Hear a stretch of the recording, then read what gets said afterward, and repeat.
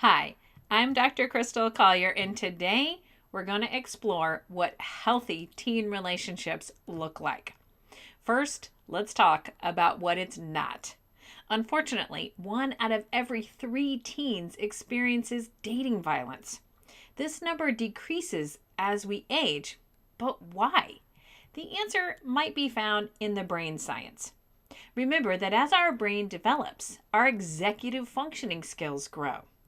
But the higher level skills that are used more often in relationships, like empathy, impulse control, problem solving, and decision making, are just coming online during the second phase of brain development in high school.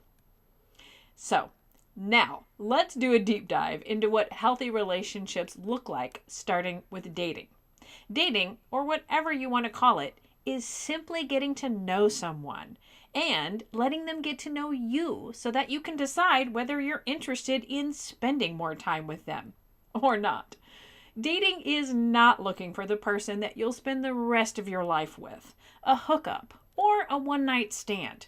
It's not a way to prove to anyone about anything about yourself, like that you're not a loser or to please your parents. Healthy dating may begin around the age of 11 to 14 in supervised activities and progress to group dating. When young people are ready, one-on-one dating might start around age 15 or 16. Only about 50% of youth date at that time. Many wait until they feel more comfortable. Research shows that early daters have more academic and behavioral problems than their peers who wait to date.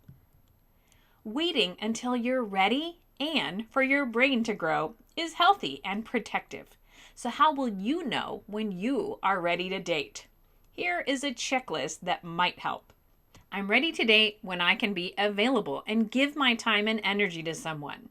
When I can accept others for who they are and don't expect them to be what I want them to be. When I'm able to take care of myself.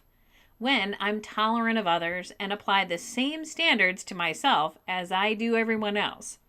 When I can be unselfish and can see others' points of view, especially during a conflict.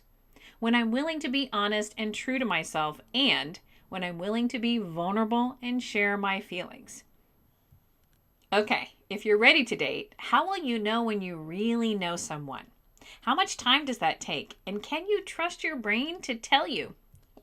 It's important to know the brain chemicals involved in attraction and companionship. Dopamine is the feel-good neurochemical that increases when we're attracted to someone. But dopamine can be short-lived and go down as quickly as it went up. Oxytocin is the neurochemical our body makes when we become friends with someone. Its nickname is the hug drug. Oxytocin increases when we start to really know someone and feel safe and comfortable with them. According to the healthy dating progression, attraction causes dopamine and oxytocin to go up. But this may be a risky time to engage in intimate behavior before really knowing someone. As the relationship continues, dopamine goes down, which may feel disappointing as we find out who our dating partner really is. But if trust and safety build, oxytocin rises as we really get to know someone and they really get to know us. That bond takes time. So if you're ready to date, how can you keep yourself safe before you really know someone well? If you experience any warning signs like feeling unsafe, shamed, or bullied, end the date.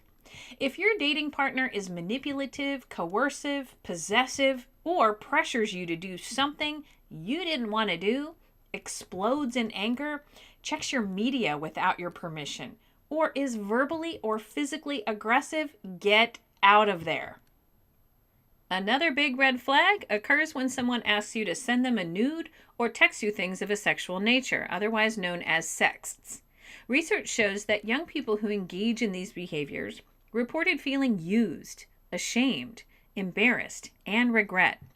They stated that they felt a loss of self-respect and self-esteem. They even reported a higher rate of engaging in risky sexual behavior than youth who did not sext or send nudes. In research studies about this topic, girls and boys report feeling like an object and thinking they're just good for sexual things when they engage in that behavior, which leads to lower self esteem, pain, humiliation, depression, and anxiety. So, to help you take it slow and set boundaries when dating, create your own code. A dating code of ethics is a set of rules you live by. See if you like any of these to include in your code. Meet the person's parents. Be honest and use good communication skills. Ask questions to get to know them. Share things about yourself so they can get to know you. Think before you act. Be considerate. Compromise during conflicts. Be safe. Never do anything you don't want to do. Never give in to peer pressure. Respect the other person and yourself. Keeping yourself safe on a date means letting your parents know where you are, being alone with your date only if you know them well, saying no if you ever feel uncomfortable with anything, and having a backup plan. Remember, you are valuable, so make sure your dating partner is on board with you taking care of yourself and your frontal lobe.